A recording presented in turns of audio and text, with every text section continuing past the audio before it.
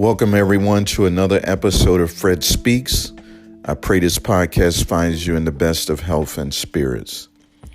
And I want to encourage everyone to continue to take the necessary precautions to wash your hands and wear your face mask during this pandemic.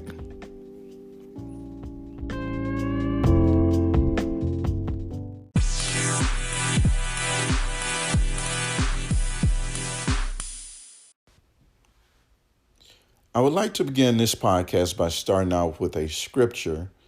The scripture is found in St. Matthew, the 5th chapter and the 6th verse, and it reads, "Blessed are they which do hunger and thirst for righteousness, for they shall be filled." And we're living in a time now where everybody needs a blessing. And this verse was, a series of verses in which Jesus was teaching his disciples about blessings and how that, what we look at with the human eyes and human mind, what we look at as a blessing, he looked at it differently. And so one verse he talked about, blessed are the peacemakers, for they shall be called the children of God. And if you notice in this life, it seems like there's very little peace, but there's a lot more violence, evil, destruction. But Jesus was taking this time to teach. And I love this verse. Blessed are they which do hunger and thirst for righteousness. Do you have a hunger and a thirst for something that far exceeds anything you can see with the natural eye? Anything that you can imagine, but something that is filling, and God he's in the filling business. And in fact, the word fill means to be satisfied in the sense of being stuffed after a great meal. And I mean, if you can be filled on the inside, everybody wants to achieve things on the outside, and that you can say, look at me, look at what I've accumulated, look at all the stuff I have, look at my degrees, look at, the house that I have, the car that I have, the job that I have. But what does your inside look like? Are you filled on the inside? Because you can have all of the things that people can see with the natural eye, but then you are miserable. Then you're sad. You're depressed. But if you can have the hunger and the thirst for righteousness, you'll be filled with something that far exceeds anything you can accumulate naturally. That it will be a feeling, a satisfaction, and being satisfied that in the midst of everything that is going on, that I have peace, that I have joy, that I have long suffering, that I have patience, that I'm able to go through and endure the times that we're living in now. But the only way I can endure these things without wanting to go and, jump off a cliff or, do something crazy, I need to be filled with the right thing. And the only thing that can satisfy that real hunger and thirst is God's righteousness, which is Jesus Christ. So he was taking this moment to teach them about what it took to be filled, what it took to have what you need during times of going through, during times where it seems like there's no hope. And when I think about cooking And you know when somebody's cooking, you can be in another room and there's something that identifies that there's some cooking going on. And one of the things is you start to smell an aroma. There's an aroma that starts to, move about and fill the house. That it starts to just move about to the point where it reaches, the room or area wherever you're at in the house. And you smell it, and it's like, man, and it smells good to you, and it draws you to where you want to go and see what it is. What are you cooking? And you want to, it makes a connection to, your sense of smell, and you want to, you want to eat. And I believe that the cooking that is good for the soul, it has to first start those that are in a place to prepare a meal for many. It has to start there, that, in the pulpits, that that a good meal is being cooked that is good for the soul, that is satisfying to the soul. That people are filled, when it comes to the body, filled with many things, but the soul is lacking, and the soul needs to eat. But you don't see too many people cooking for the soul. And so it has to start at the pulpit, but then once that food is put on the table, you got to have a hunger and a thirst for it. And if you don't have an appetite for something, you'll just walk away from it. You'll push it away. But you first got to have a hunger and a thirst. That I want to be filled. That I want that I want my soul to be satisfied. That in the midst of everything that's going on, that I will have something to sustain me in the midst of hate and confusion, destruction, disappointment. And that's why I said earlier that we all need a blessing.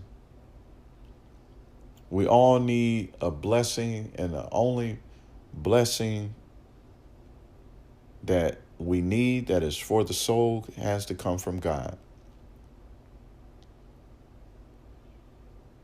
And if you receive his righteousness, there's a fruit that comes along with it. And that's where that love and that joy and that meekness, temperance, and long suffering, all of that comes along with that righteousness. And that's what the world needs, is that righteousness. I know that it's been a time that it's been rejected. No one has had the appetite for it, but we need it. We all need it. We all need a blessing. We all need things to turn around. And I know you can look at the world and you're like, oh my God, I want everything to just change. I want this pandemic. I want it to be gone, but it's not going anywhere. The change has to start with each individual. And the first thing is, what are you eating? What are you receiving? What table are you eating from? Are you eating from a table of love, or are you eating from a table of hate? If you're eating from a table of hate, then you're going to produce hate. But if you're eating from a table of love, then you can produce love. And we all need love and kindness. We all need it. We need it. But again, if you don't have a hunger and a thirst for it, then you will push it away. You'll reject it. You won't receive it. And I know it's easy to just get on the bandwagon and say, no, I'm tired of love and kindness, or I'm tired of people talking about it. I just want to take up arms and just go and do this and do that. But when that's all said and done, all we've done is made things worse. But with love and kindness, we're able to draw somebody, that cooking for the soul. We're able to draw somebody, that aroma. Nobody's going to want to be, drawn to somebody that they know hates them, that wants to do harm to them. You're not going to be drawn to that. You're going to avoid that at all costs. But if you are able to produce love,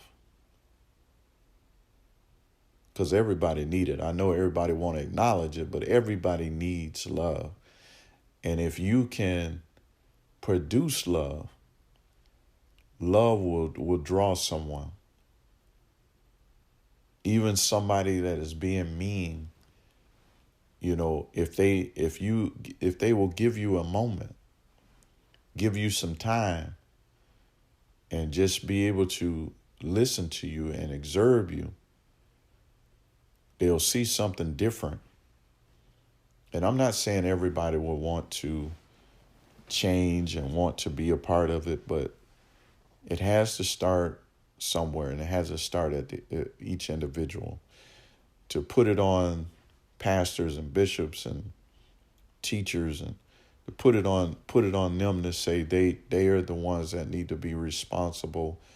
And yes, the change there, the producing, the cooking of a good soul meal needs to start there, but that's not the only place that meal should be on display. It should also trickle down to others, and that they put it on display, that they produce it. And then they can tell somebody, hey, if you want a good meal, come over here.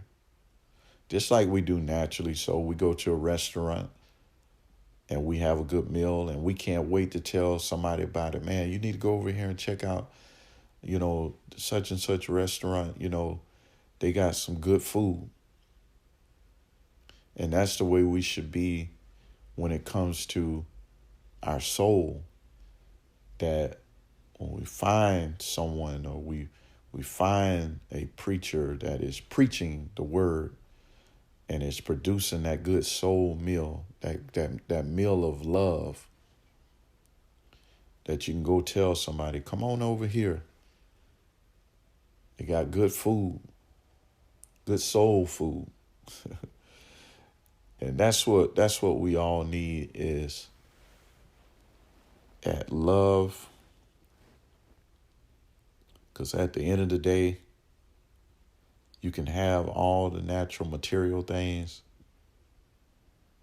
but then because you don't have love, you're miserable. You don't have that righteousness, which is Jesus Christ. So you have the righteousness of God, that in the midst of confusion and trouble all around you, you can have peace, you can have joy, you can have your escape. You can have your escape. There's an escape in him.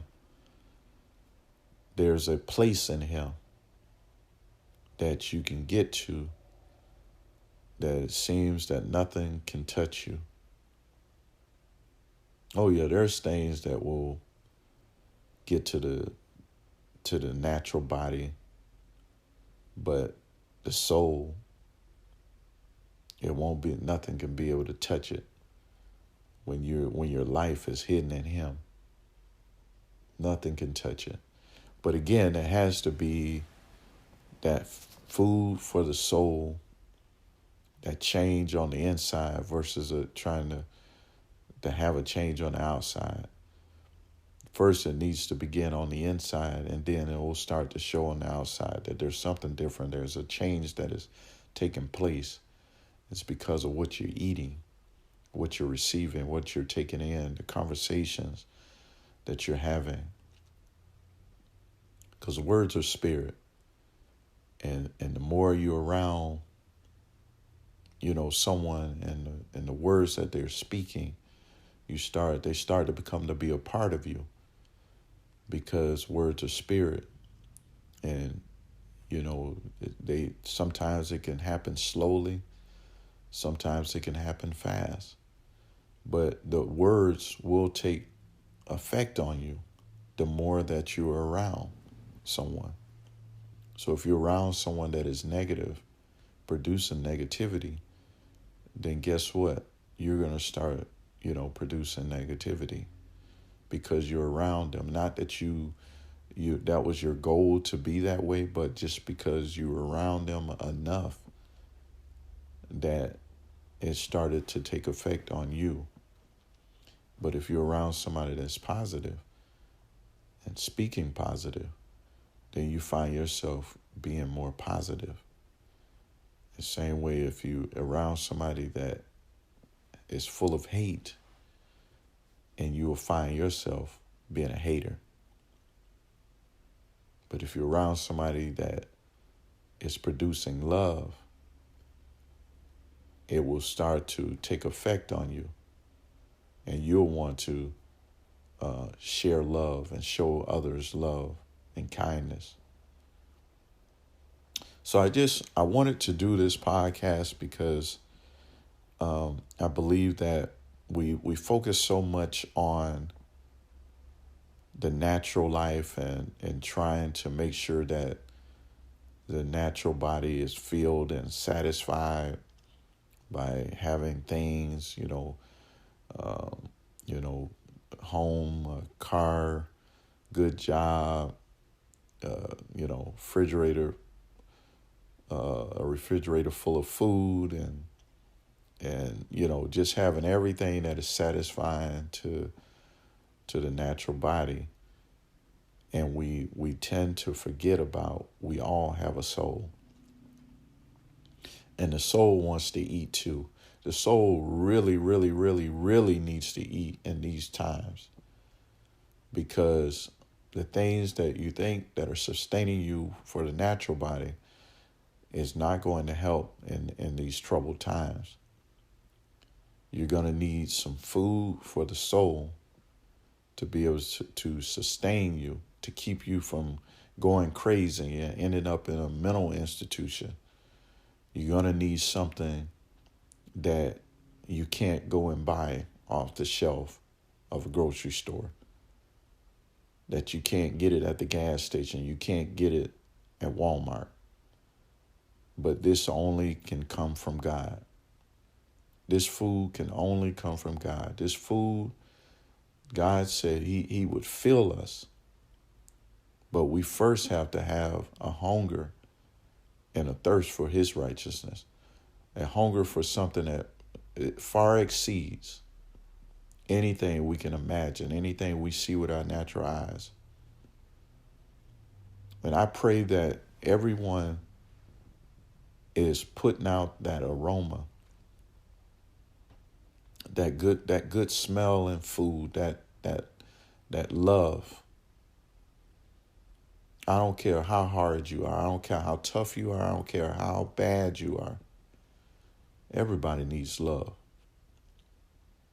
And these words may sound crazy and foolish to you, but everybody needs love. Everybody needs that food that is good for the soul. And a good dose of love ain't never hurt nobody and will never hurt anybody.